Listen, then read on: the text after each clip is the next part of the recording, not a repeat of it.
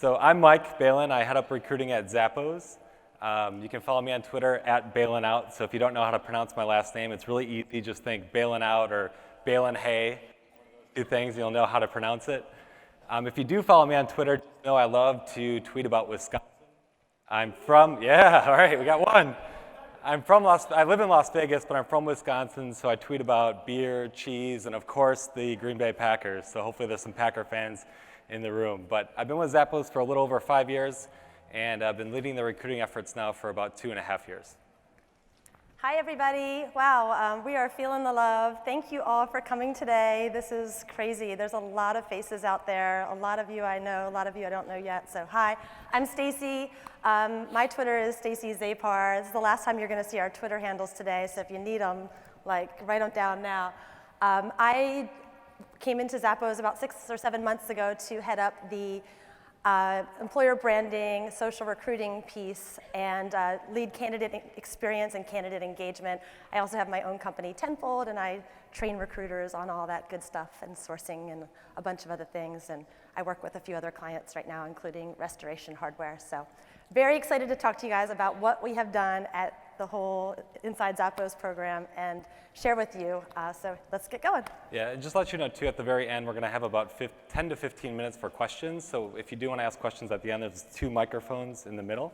So just head to those microphones before our presentation winds down, and you'll have the opportunity to ask questions. If you're shy, you can always tweet at us, and we'd be happy to answer any questions that you have after the session. Okay. How many people here have heard about the Inside Zappos program before showing up to this session today?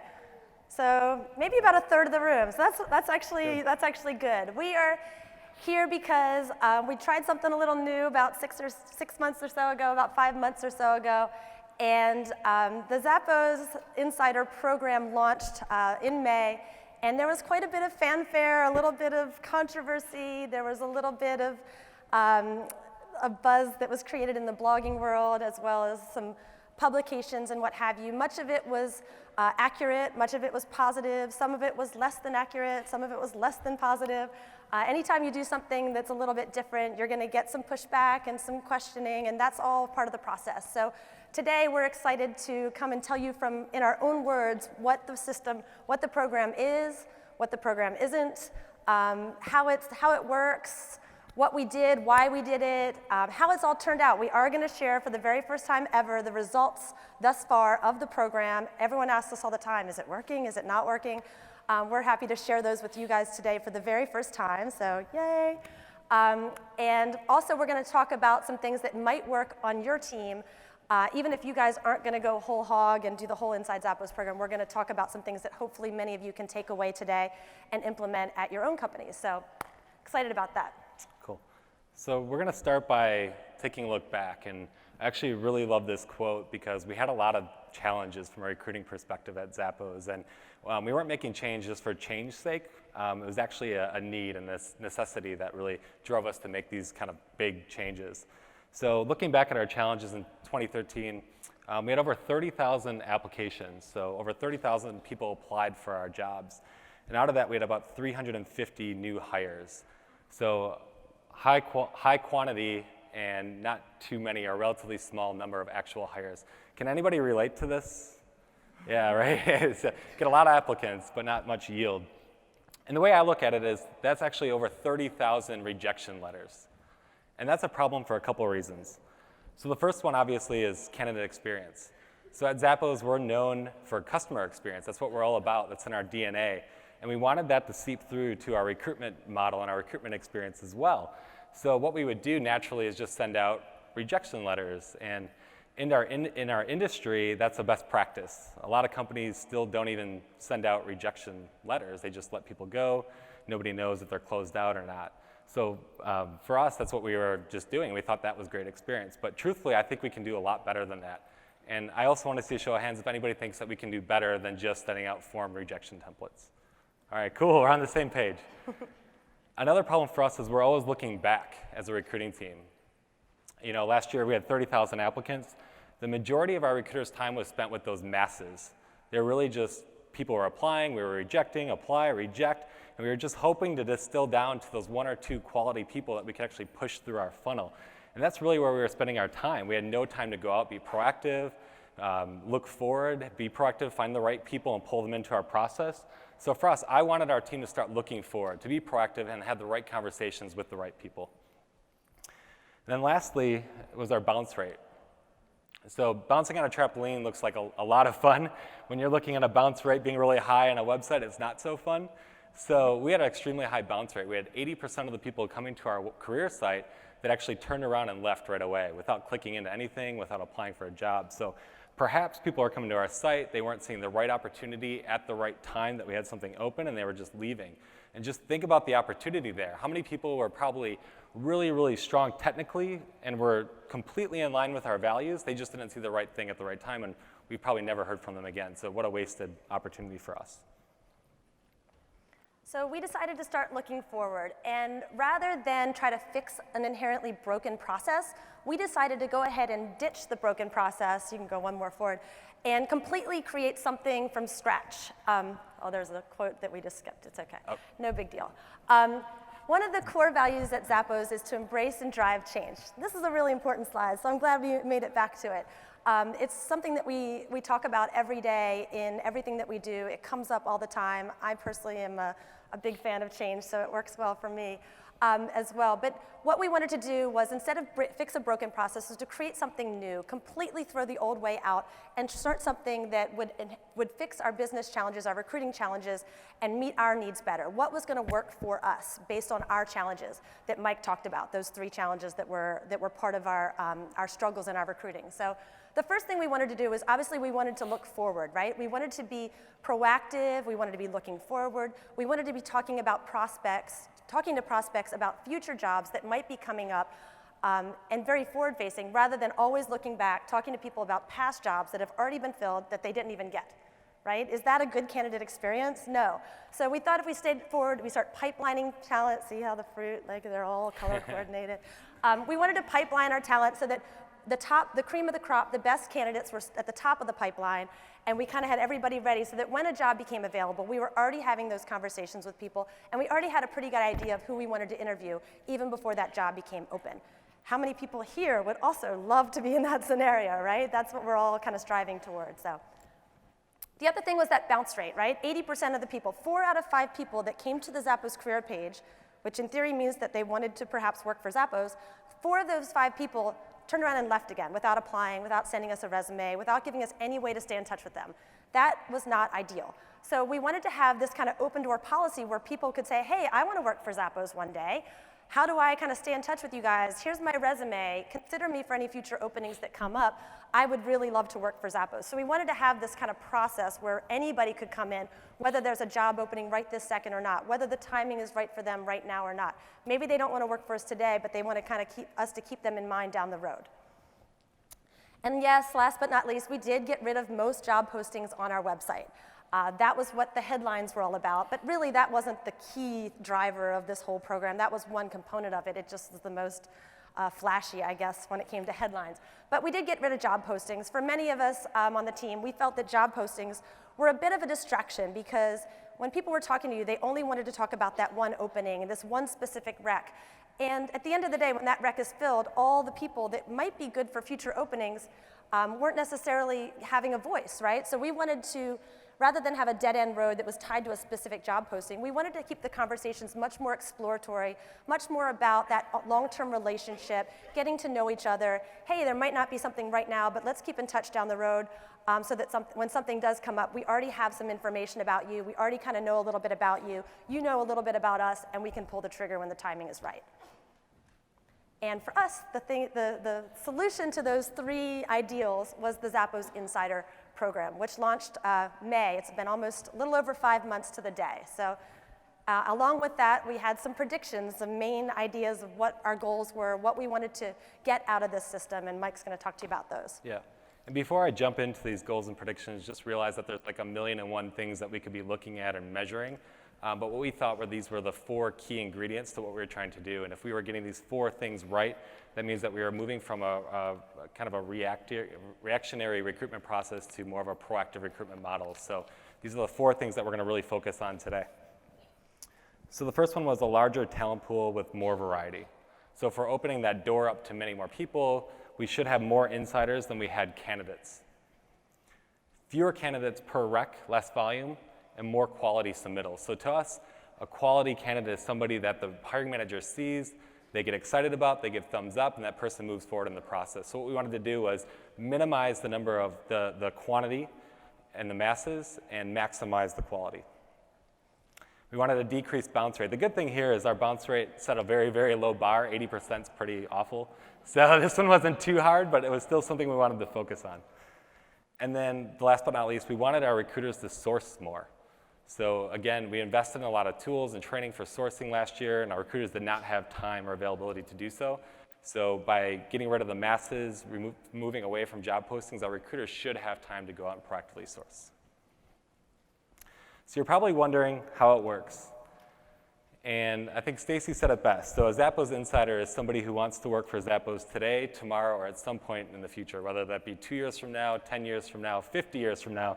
As long as they want to work for us or want to stay engaged with us at some point, we want them to be a Zappos Insider. So it's really easy to be Insider. It's really 3 steps. So the first one is you come to our career site, and instead of seeing job postings, you actually see our teams.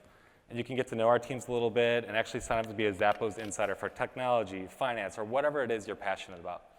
The second step is to upload your resume, or if you want, just sign up with your email and name. We don't care. You can also sign up actually with LinkedIn and Facebook. And what's cool about this is it's responsive, so you can actually do it on your desktop or a mobile device. So if you're sitting out there and you're really bored when I'm talking, feel free to sign up and be a Zappos Insider. We are hiring right now. Yeah, we are hiring. Google did it, so we can say that too. Yeah. The third step is really just filling out a couple questions. It's really quick. We ask you some logistical questions, a couple of culture-related questions, and we just want to see if you're able to, move to Vegas and what you're passionate about. So it's very simple, very quick. There's an article out there that said it took, 60 minutes to 90 minutes or something, but really it should take about 5 minutes to 10 minutes tops. We try to be extremely explicit. We want to make sure that people really understand what they're getting into when they become a Zappos Insider. This is such a new concept, so people might be confused. So we want to make sure that we're highlighting all the advantages of becoming an insider. And I think the top bullet point speaks volumes. So they basically get top consideration when there are positions available. Again, we're not posting these positions, but our recruiters see what positions we have, and our insiders get first priority. They're first in line. We also have our recruiters front and center. What I think is really, really cool, and I've gotten really positive feedback about, is that every single insider is assigned an ambassador, and those ambassadors are actually our recruiters. So they have that personal touch, and you can actually go in. We have all our social profiles out there, so you can learn a little bit more, and it's completely authentic content right from the mouth of our recruiting team. We also have a CRM on the back end. So as I mentioned, we still have recs, we still have job descriptions that's being held in our ATS. All the front-facing stuff you saw in the Insider program is through our CRM. So this is where all the magic happens. This is where we're engaging with our insiders. We're starting to tag them, pipeline them, and having these exploratory conversations with them. So in summary, and I want to call out what it is, and again, we've got a lot of inaccurate press, I think, over the last 5 months. Stacy and I refer to this as the C word. So this is not a C word. It's definitely not a talent community, and it's absolutely not a social network. So I think the Wall Street Journal is the first one to call it a social network, and we're definitely not trying to compete with LinkedIn, so just let you guys know. It's not a social network. Again, we're not eliminating recs. So recs are still being housed in our ATS. Our recruiters see it, but we're just not making those job postings public. We're not hiring only for culture fit. So we still need people to do the job. We've always hired this way. We hire for technical fit, and we also hire for culture fit. Culture fit trumps technical fit, but we still need people to be able to do the jobs. And it's not discriminatory, so I think this is important to point out. Our practices never have been and never will be. All right, so what it is, it's a lot of things, so I'm going to breeze through them, but really what we're trying to do is build engagement. We think that this is the first point of just a long-term relationship, so we're trying to start a conversation with them. We really want to get to know them, and we want them to get to know us. So we want our insiders to communicate with us, talk to us, see if Zappos is the right fit. And we do have people that self-select out, and that's totally fine. We want to make sure there's a mutual relationship there. On the very end there, so almost all job postings eliminated. So again, we don't want that to be the focal point of the conversation. So we wanted to eliminate job postings. They're not all gone yet, depending on business need, but we want to move away from that transactional relationship and conversations that we've been having in the past. All right, well, so far we've learned, oh, my voice is already starting to crack. So far what we've learned is that people can they can join up and become an insider, they can send us their resume, and we are aware that they are interested and we have their information on file. Doesn't sound terribly engaging yet, right?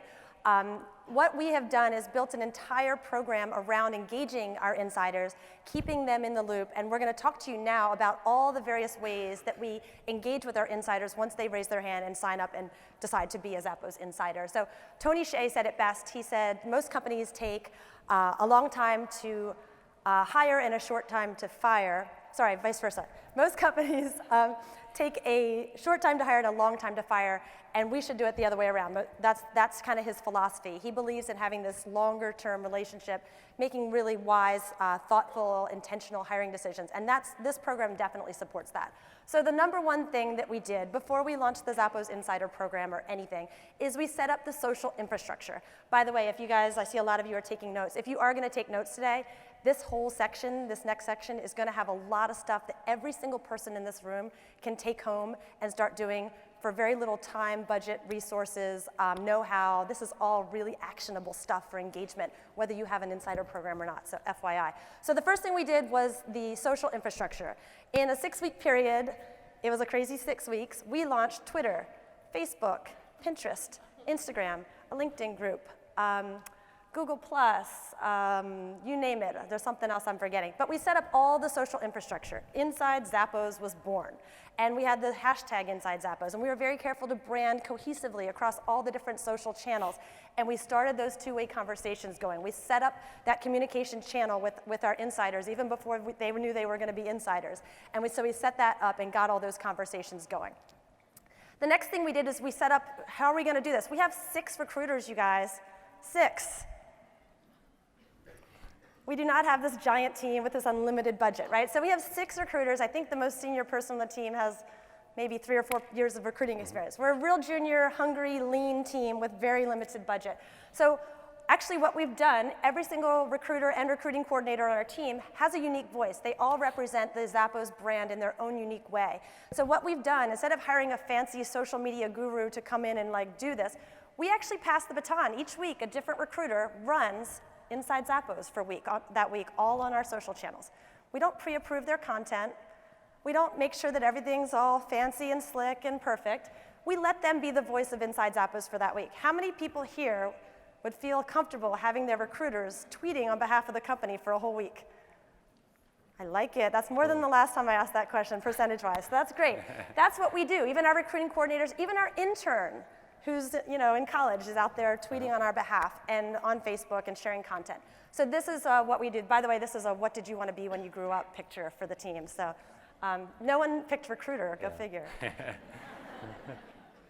Another thing is we started blogging. Our recruiters, whoever's the social VIP for that week, writes a blog. And they say, hey, here's my journey to come to Zappos. Here's what I've learned.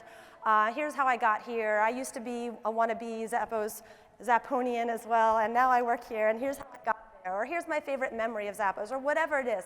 They're telling their story. They're getting people to get to know them. They're sharing their own unique flavor of what Zappos is for them. And they're creating that peek between the blinds so that people who want to know what life at Zappos is really like are getting that. Again, all this is before we launched the Insider program, by the way. We started tweet chats every other Tuesday at 10 a.m., every other Thursday at 10 a.m. Pacific. You guys are welcome to join in. We have a tweet chat. Insiders, recruiters, employees all around the company, from engineering and finance and you name it, every department, we're all chiming in. People who just follow our company and aren't insiders yet. Recruiters who are curious how we're doing things. They all chime in, and we talk for 30 minutes about life at Zappos and what have you. And so it's a great way to get people engaged. It's a super fun 30 minutes, fastest 30 minutes of your week.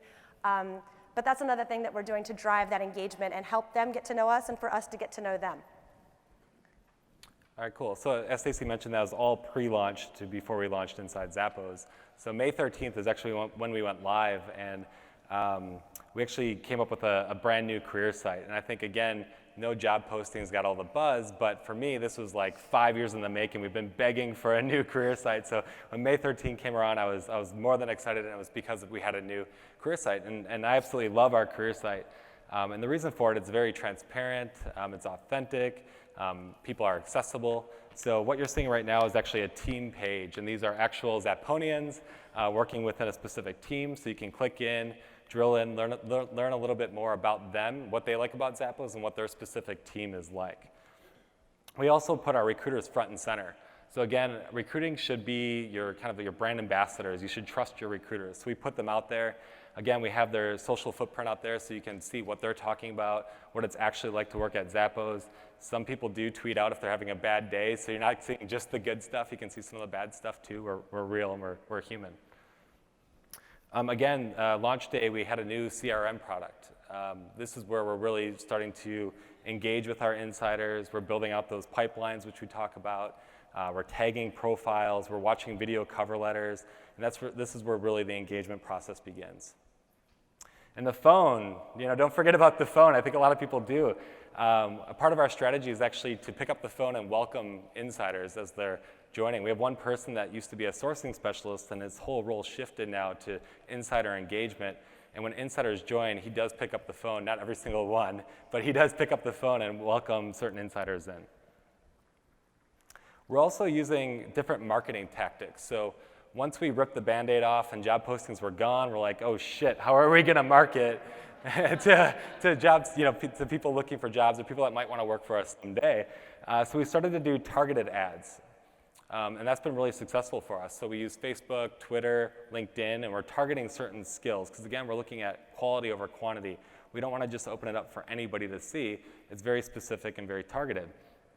On the left side, your right side, we're repurposing job postings too. So instead of using them conventionally where we post a job, instead the call to action is to become an insider. So we're calling out certain people and trying to drive them to become a Zappos insider. One thing that we did after we launched the program is we now do a monthly newsletter. A newsletter via email doesn't sound super sexy or exciting, but it's actually pretty cool if you break it down. We kind of share some of the things that have happened in the last month. We talk about what's coming up this month. We also do an insider spotlight or a former insider spotlight, someone who has been hired and has joined the company and they used to be an insider and kind of their journey here, and they write a little blog post and we get their picture and they get to get a little highlight, little spotlight. We also have content specific to each team. So the tech insiders get a tech blog. The marketing insiders get a little blog from the marketing team. So each team and each insider community or group kind of gets their own content that's special to them of what's happened that month on that specific team. So this is another way that we're kind of driving that engagement. Here's what's happening in our world so you can kind of feel like you're in the know and communicate with us. Another thing that I'm kind of excited about, I think this is very, very cool, is we are doing monthly webinars where we're doing career webinars, job search webinars, networking webinars, where we realize we can only hire a very small percentage of our insiders. So we want to add some value and give back to that group of people. And so we're helping them. This one, we just did one a couple weeks ago called 5 Things Job Seekers Need to Know About LinkedIn. And we talked a little bit about LinkedIn networking and leveraging the people you know to find a job. We're helping them find a job, whether it's be at Zappos, or maybe it's in another company, maybe it's just a way to get promoted in their current position to have a job that's more relevant for them. Maybe they're going to go somewhere else and ultimately end up at Zappos in 5 or 7 years from now. But we're helping to give back and we're giving them tips. The next one is going to be the 3rd week of November. We're going to do one on how to write a video cover letter. Those are a big part of what we do to kind of get to know our insiders, and there's all sorts of fun, crazy ones that we pass along that are really creative. So that's what the next one's going to be. So we're trying to give back to our insider folks a little bit as well. We're doing some on-site events. We're in Vegas. All of our hiring pretty much is in Vegas, so it's very centric to that one location. So it's convenient for us to have these on-site events. We had an ice cream social where we just invited 350 insiders based on the capacity of our auditorium, how many it could hold. It looked a little bit like this. It was packed and then some. But we just had people come for an hour and eat ice cream with us. Don't bring your resume. We're not doing interviews. Come hang out with Zappos people and eat some ice cream. We want to get to know you. You get to know us. And we all kind of broke out into our different teams. And they got to meet people on the team. It was super cash, super fun, easy, super low budget. And everyone had a great time. People were we had take a selfie with your ambassador, and it was all up on Twitter, and it was really fun. Another thing, we just did our first one last week. We're doing some Google Hangouts on air. How many people have ever tried to do a Google Hangout as a recruiting or employer branding tool? Anybody?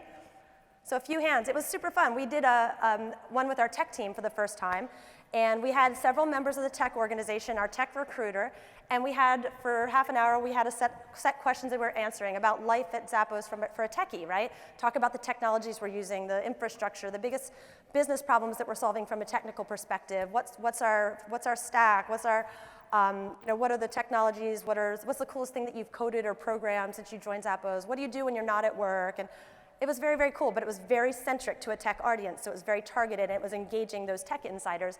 Next month, we're going to do one for a different team, et cetera, and kind of rotate that out. But easy, free, fun. Now it's available for replay on YouTube, and we're going to embed it onto our website on the tech page so that they can kind of get to know the tech team a little bit better. Super easy. Everyone can do this.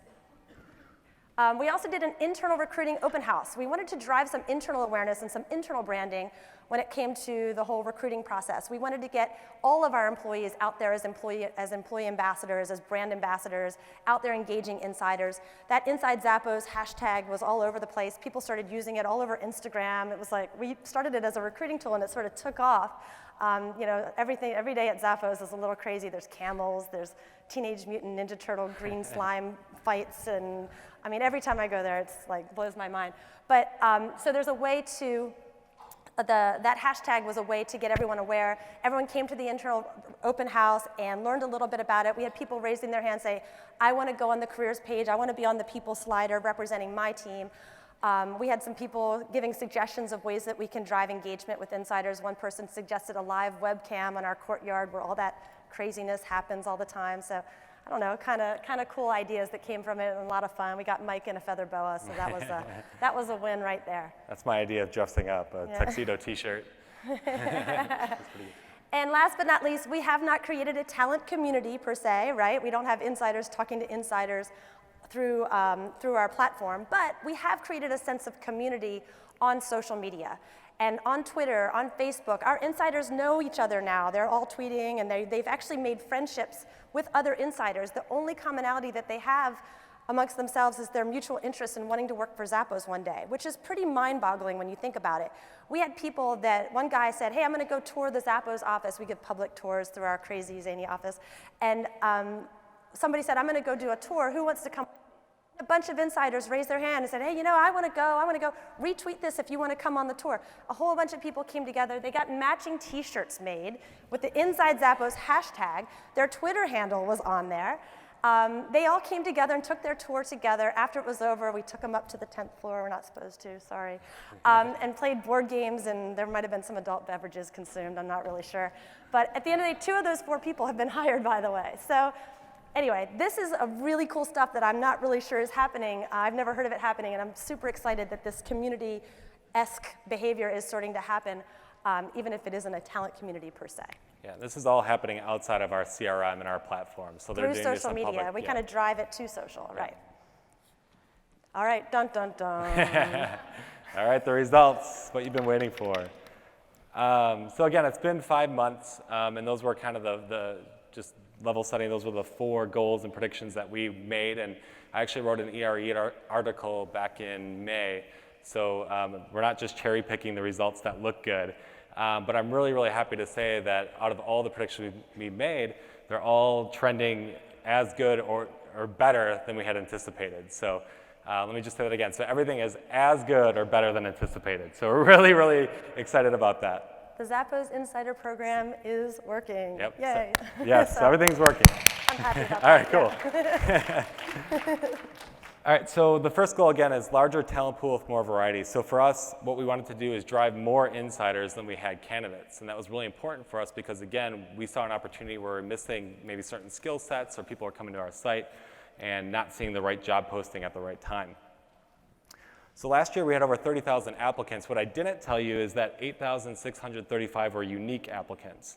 So what that means is, on average, people were applying for 3.5 positions. So post-launch, we're on track and on pace to hit over 26,000 unique insiders. So again, the increase there is 3 times. So we're getting 3 times more insiders than we had unique applicants last year.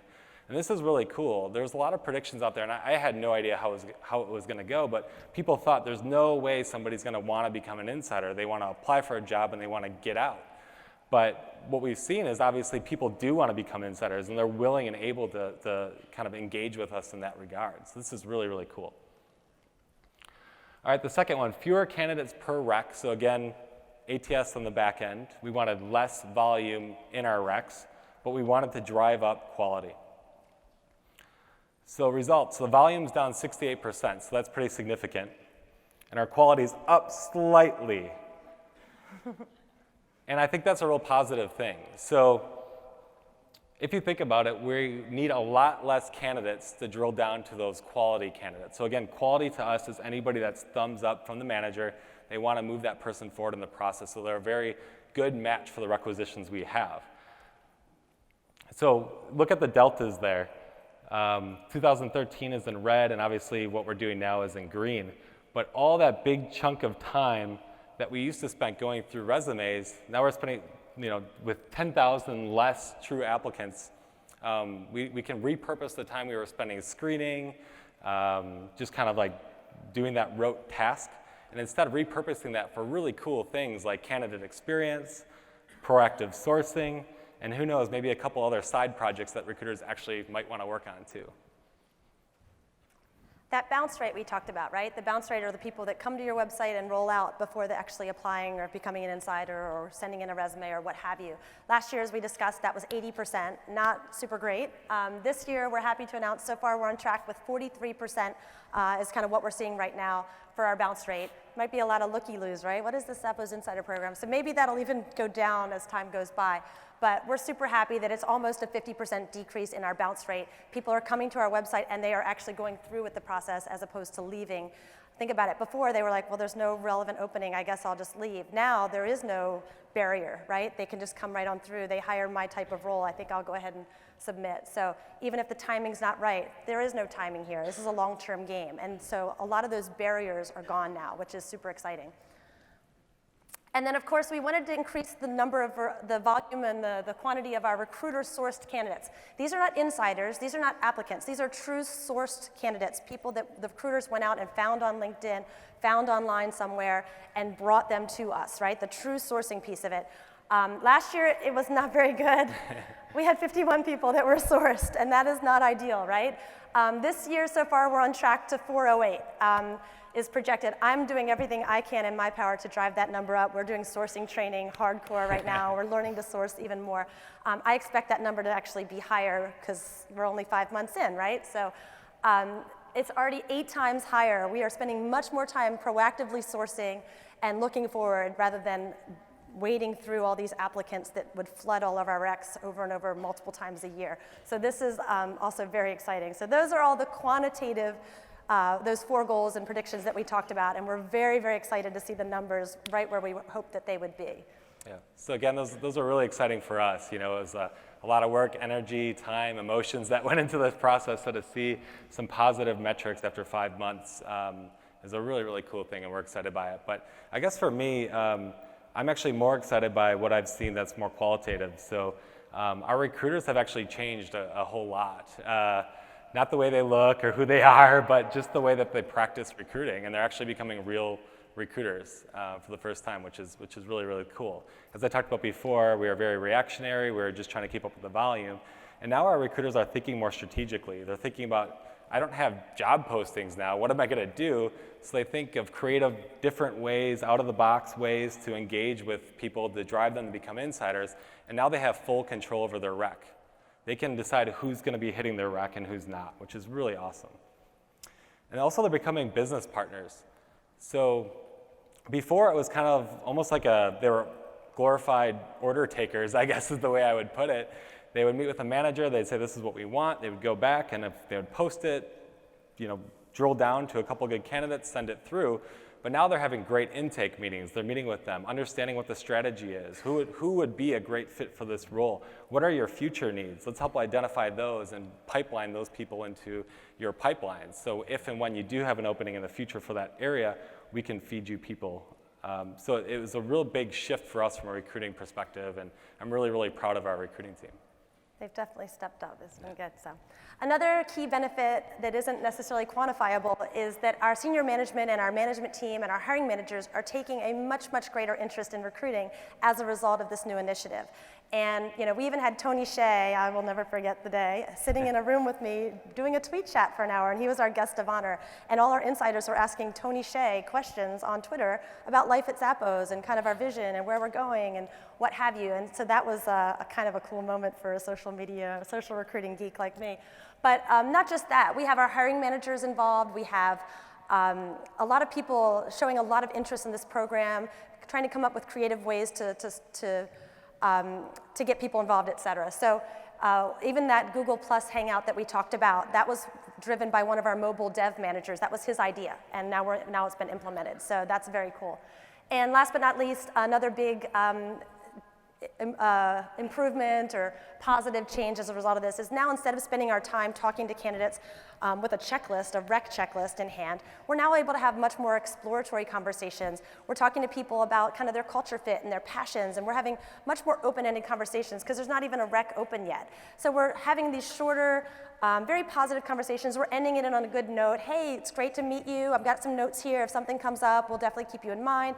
And we're ending things on a positive rather than kind of that dead-end road where if they're not a fit, we know that there's going to be a sign-off letter in their future. So this is a much more thing. We can focus on core values, passion, some of those things, those intangibles, and some of those soft skills that we didn't really, weren't able to focus on the same level previously. So. All right, cool. So we've obviously learned a lot. So anytime you roll with something new, there's bound to be things that you mess up, that you got to start over. So we wanted to share with you just a couple things where we didn't expect things to go wrong, and they may have gone wrong, and we had to adjust along the way. So is there any Harry Potter fans in the audience? All right, I'm not one of them, but Stacy built this deck, so I have to speak to this slide. So this is the sorting hat, but basically what we were doing when insiders were coming in is we were starting to source them and pipeline them. And then we realized that the way we were pipelining them was working for some teams really well, and other teams it wasn't working well at all. And then like midway through, our CRM came out with new functionality, and then we had to basically just kind of throw everybody back into this broader pipeline and then re-pipeline everybody. So a lot of lessons learned with pipelining. We also hired Justin Bieber to do our emails. Nice. Yeah. So we were inundated with emails. So when we first rolled this out, all the ambassadors could be emailed by insiders. So if you knew, you signed up, you're assigned an ambassador, and we actually allowed our insiders to give a direct email to their ambassador. And what we found is like 9 out of 10 emails that were coming in had no substance. So I was like, hey, what's up, man? How's it going? I'm an insider. Like, there's nothing to it. So we're like, I don't know if this is the best use of our time and energy. So what we decided to do was direct those conversations to social channels. It could be private messages on LinkedIn, whatever else it is, but we didn't want that email overload. Yeah, exactly. We were answering the same 3 questions over and over and so over. we rebuilt our FAQ page just so we could capture a lot of those repeat, redundant questions that we were getting. Another lesson learned along the way, nothing is perfect and you run into bumps along the way. In the beginning, we thought we were going to get rid of job postings for almost all of the group. At the end of the day, we found that what works for one team might not always work for every team, right? So we still have postings right now for a couple teams and some we don't. We found for college, we need to do some creative things. Basically what we've learned is there is no one cookie cutter solution to everything, and based on what recruiting challenges you're facing at the moment for whatever team, for whatever cycle you're in the year, what have you, you need to be able to be adaptive and adjust and react accordingly. So we're constantly fine-tuning kind of how we're using the Insider program and where job postings are or aren't used and what have you, and we're learning as we go. I mean, we're not perfect, we didn't have a crystal ball. It's not like a million people have done this before and we can just follow the model. So we're learning as we go, and the job postings thing is something that, for the most part, it's still gone for 90% of our groups, but we're playing with it for some groups as well. And last but not least, one of the more painful things that we learned through this process was it sounds a lot easier to shut off some of these job scrapers than it actually is. So we went out and we're like, woo, job postings are gone, except they weren't gone. And they were still on Glassdoor and Simply Hired and Indeed and a few other places, and we couldn't shut off that fire hose to save our life, and it was super hard to see those things up there every day, but it was pulling from some back-end system, and we needed to have that back-end system still there. So anyway, it wasn't perfect. We still had job postings way longer than we meant to have them, but you live and you learn, and there's hiccups with any program when you launch it, and nothing goes perfect. Zappos certainly is not a perfect company, and we're not perfect people. So that was a rather painful lesson and experience, but we're only humans, so. Last but not least, takeaways. This is just a little recap, a little wrap up. Maybe you guys, we're actually almost done, so we're gonna have lots of time for Q&A. Cool. The takeaways today, I want you guys to think about it. Even if you don't get rid of job postings, or maybe you just get rid of job postings for a few positions. The ones, the ones where you post them, and then as soon as you fill them, you repost it because you need 6 more. Like maybe you don't open, close, and sign off everybody 15 times a year because they all want that same type of job. Maybe it makes sense to have this kind of open door policy for some of your recs, not all of them, right? There's different shades on the scale here that might work for you when it comes to this program. Maybe you keep all your job postings, but you implement a talent pipeline or a CRM on the front end. Maybe you keep all your job postings and you don't do a talent pipeline, but you have a really renewed focus on candidate engagement, those two-way conversations, relationship building, employer branding, getting people kind of involved in the long term with your company. Maybe none of these things that we've said to you today have any application at your company whatsoever, but as you're sitting there, you're thinking of a new idea that we didn't talk about today. When you get home tomorrow, or not tomorrow, maybe tomorrow or Thursday, take it back to your team, start brainstorming, think about ways that you can kind of get rid of what doesn't work and try something new, take risks. This was a really scary thing for us to jump onto the deep end and do this, but at the end of the day, no risk, no reward, I wouldn't have it any other way. It's been a fabulous experience, and we're excited that we got to share it with all of you today. So thank you. Thank you. We have 20 minutes for Q&A. Cool. So cool. If anyone has any questions, there's some mics in the back, and we'll do our best to answer them. Yep. And again, if you're shy or you don't want to ask publicly, definitely tweet us, and we'll respond that way. Yes. Hey guys, you're speaking to my soul here. My awesome LinkedIn rep, Lexus, knows that I hate job postings. Yeah. So this is good. One thing that you mentioned, though, was about discrimination and that how you don't have discrimination. What safeguards do you have in place to help protect that? I mean, I think everyone can see that in this type of an environment, it could come in. Yeah, I mean, diversity is important to us. I think if you actually walk around Zappos campus, you'll realize that there's a ton of diversity, and I think people don't necessarily realize that. So I wouldn't say we have safeguards in place necessarily, but we just ensure that people that we're viewing, it has a good representation from all groups. We check the diversity numbers of our current staff to make sure that we're on pace, but we don't necessarily have any safeguards, I would say, within our CRM to ensure that that's not happening. It just naturally does not happen, and we've never seen it happen. This was great, thanks. Once you've got a really great pipeline of people, what happens after that if you're talking about a specific role that you're looking to fill? So does that process change any bit?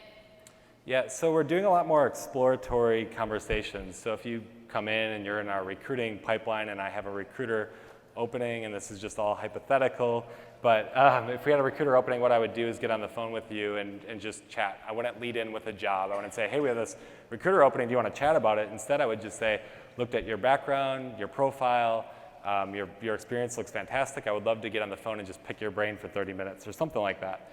And then the conversation would be more exploratory in nature. What are you passionate about? What do you want to do? Would you ever consider moving to Vegas sometime down the road? Whatever else it is. And if everything's in alignment, and I feel like you're a great match for what we have open, at that point, then I would say, well, you know what? After talking to you, it looks like you would be a good match for XYZ position. And if not, we don't even have to get into that conversation. So that's how it looks. Ending on a positive. Hi. Hi, I had a question about internal buy-in. Like, how did you generate buy-in to make such a drastic change? And I'm thinking specifically about like hiring managers who have niche skill sets and want job descriptions to attract that niche talent. That's a good question. To get buy-in was pretty easy. I just showed them metrics. I said, does this look like a good process to you? Would you have this on your team? And the answer is no. So that was pretty easy. The niche skills, it's tough, and I think it's an ongoing conversation. Our managers are used to getting a couple hundred resumes to look at, whether they're good or bad. And if they get 200 resumes and they like 10, for whatever reason that feels better to them than they see 10 resumes and like all 10, which is really, really strange. So we're having those ongoing conversations, and getting back to our recruiting team being better business partners, they're actually meeting with leadership from different departments and presenting these metrics to them on an ongoing basis. So it's a continual conversation, and we're really letting our recruiters take the lead on that, which is really, really cool. So I think it's just evidence. And also, we've emphasized sourcing, the sourcing piece of it, because if you have a niche skill set, you don't post a job and just hope that that random niche skill set happens across your posting and applies, right? Those are generally phishing type roles anyway. So we're emphasizing the fact that those positions have always been filled by proactive sourcing and going out in there and finding those people in a targeted way.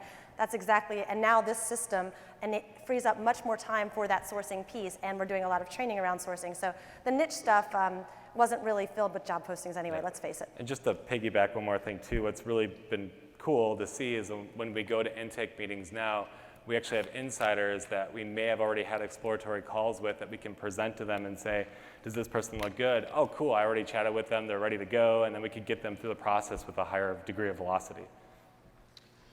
You had 4 or 5 different ways to become an insider. Use a LinkedIn profile, Facebook, upload a CV, or just give an email address. Can you describe which one's most popular? And also, for the people who just give an email address, what do you do to get that additional information so that you can see if they're a fit for a job?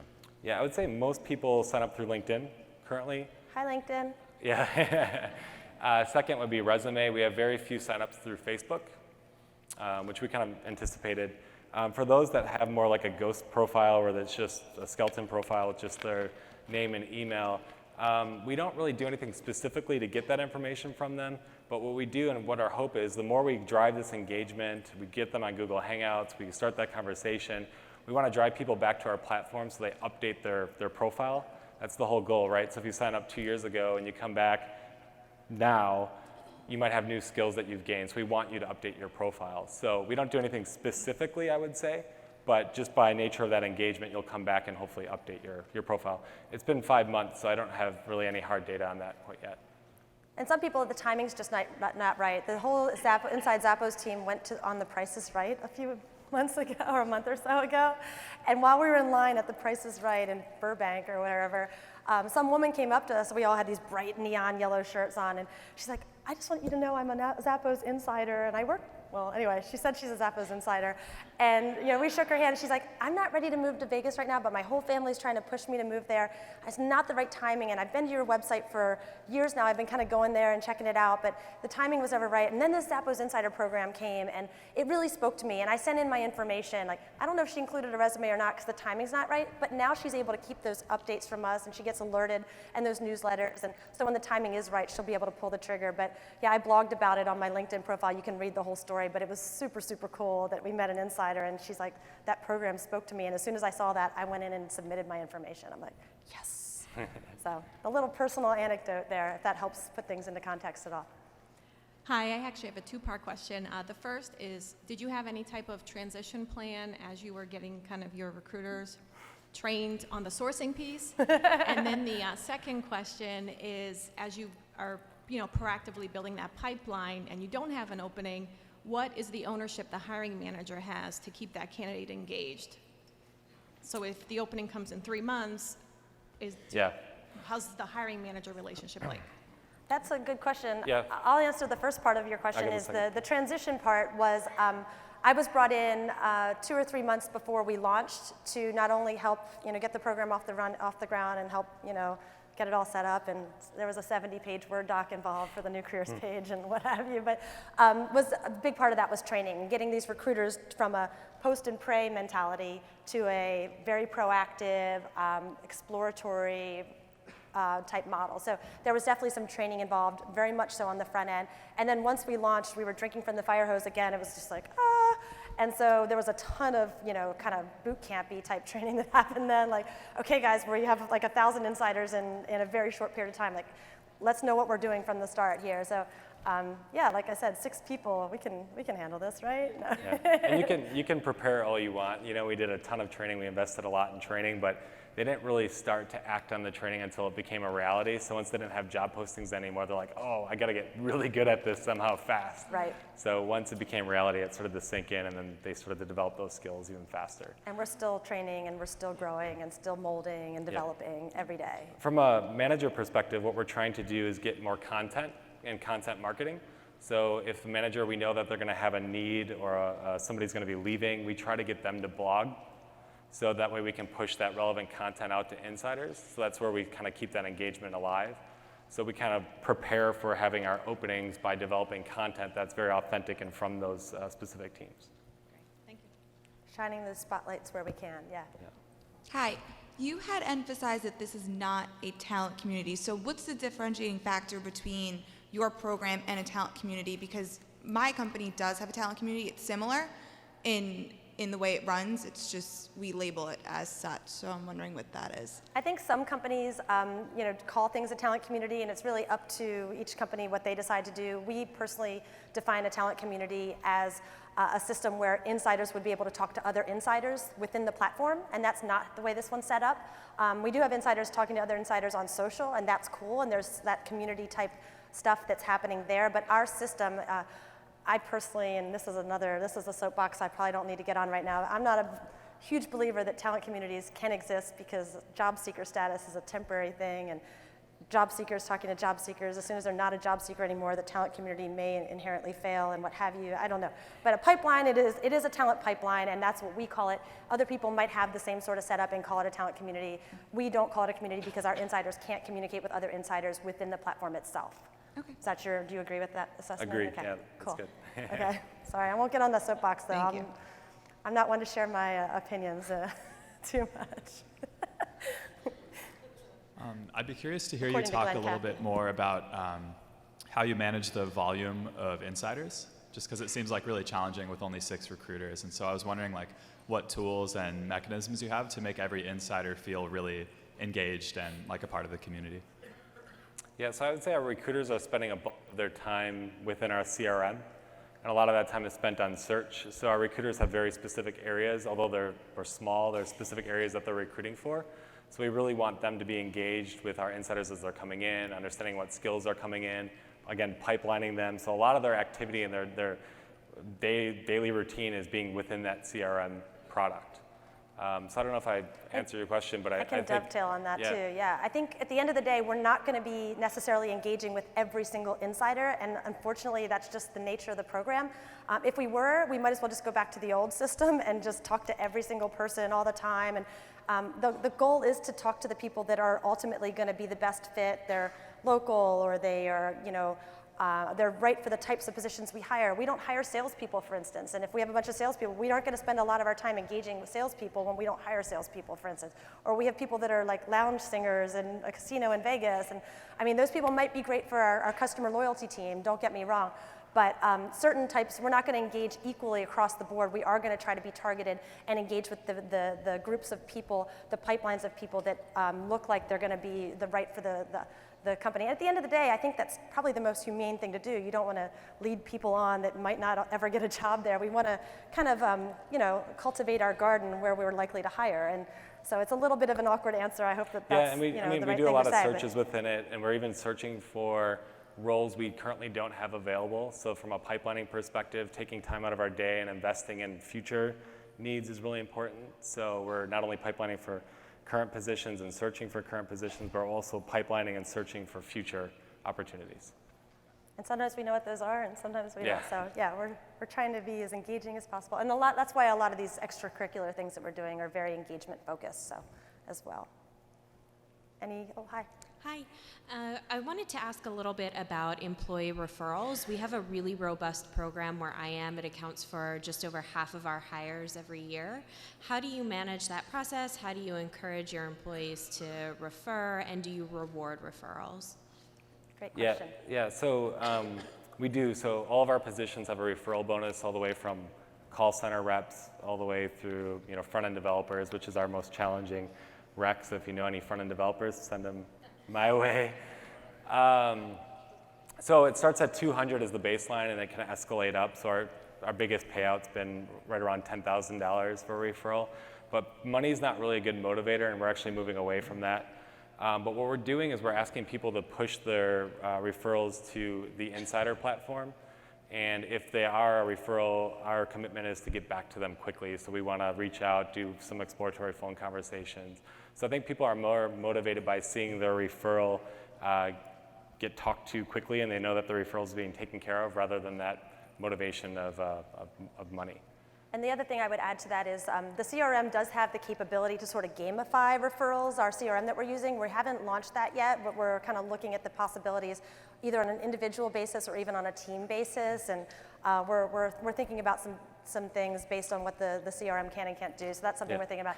And that internal recruiting fair, what did I call it? What's the internal open house? The recruiting open house was also part of that, was the whole employee referral kind of drive piece to drive awareness and, hey, send people to become an insider, that sort of thing. So that was part of that effort as well. So if you refer an insider years ago and they eventually convert, you'll get the bonus, even if it's like that big of a window or time frame. Hello, can you tell me how the program has changed how you measure recruiter performance, and then also how you're measuring time to fill? Yeah, so from a performance metric, we are looking really heavily at sourcing. So we want to make sure that they're sourcing in candidates. That's just been a point of emphasis for our team. So we look at that. We look at submittal quality. So making sure that the candidates they are submitting are qualified for the roles that they're applying to. So that's been really important. We look at velocity, so how quickly they're progressing people through the funnel is important. I don't look at time to fill metrics, really. I just look at to see how fast they're getting quality people into their funnel and how quickly they're able to push them through the funnel. And we still have recs, so once they hit the rec, I mean, in theory, you could measure time to fill still. It's still a rec-based system. We still have an ATS on the back end. So in that sense, once they hit the rec, it can still kind of, we wouldn't measure it from the time they became an insider. We would measure it, in theory, from the time they entered the rec anyway. So have those numbers changed at all? I mean, I know you're not measuring that, but how can you tell that it's taking less time to find to fill a role? Yeah, I would say I'm keeping track of it, so we still look at it. That still is part of the metrics that get rolled up to leadership. We just don't measure our recruiter performance on that. So we're still looking to see whether or not this new process is taking a lot longer to fill. In theory, it should actually shrink our time to fill, because if we're having these early proactive conversations and engagement, we should be able to get somebody through quickly and therefore hire much, much quicker. But I'm more interested in like quality and that sort of thing. And like we said, Tony Hsieh says, take a long time to hire and a short time to fire. For us, that's not necessarily a key. It's more about finding the right person with the right culture fit. I know that that's opposite to how I've recruited at every other company, don't get me wrong, but it really is different at this company. I've been recruiting 17 years and 6 months here. This is different. It's a different mentality, and it just shows in the culture, I think, a little bit too. So. I just have a question regarding technology. What you did mention the CRM you're using, but curious, is it integrated with LinkedIn? Do you have an ATS system that is also a different system, and what are the integration points? How much of your time do you find that recruiters are bouncing between 2 systems, 3, 4 different systems? And then also talk about the HR system that you might have for performance management. Again, other integration points in there? Yeah, our systems don't do a great job of communicating. And part of the reason we launched all this without any tech resources or help. So we did this on our own. On the back end, we have, so Workday is our HRIS, JobBite is our ATS, and Ascendify is our CRM. And right now, Ascendify and JobBite do not communicate, but if they did, that would probably make our lives a little bit easier. So there's no real integration points. But it's still uploaded at night and gets uploaded into JobBite. There's still data that's being transferred from one system to the other. They just don't talk in real time. They're not built to coexist. Anyway, if that makes sense. Did I say that right? Yeah. Okay. Yeah. I just don't want to be like they're 2 separate systems. They do.